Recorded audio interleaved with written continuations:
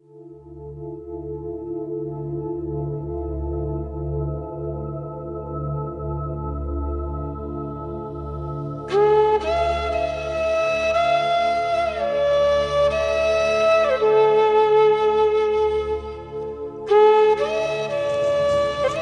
हम भी खूबसूरत थे, कभी हम भी खूबसूरत थे, किताबों में बसी खुशबू की मानिंद सांस साकिन थी। बहुत से अनकहे लफ्जों से तस्वीरें बनाते थे,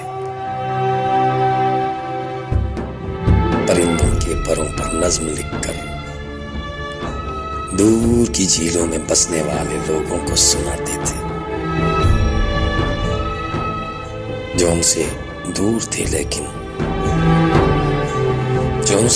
थे लेकिन हमारे पास रहते थे।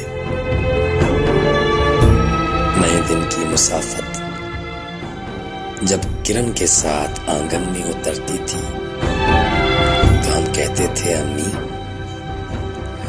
हम कहते थे अम्मी तितलियों के पर बहुत ही खूबसूरत है, हमें माथे पे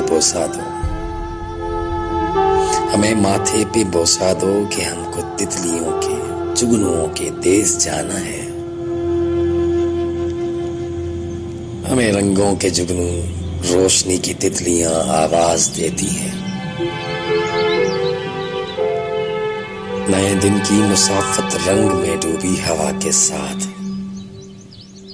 खिड़की से बुलाती है, हमें माथे पे बोसा दो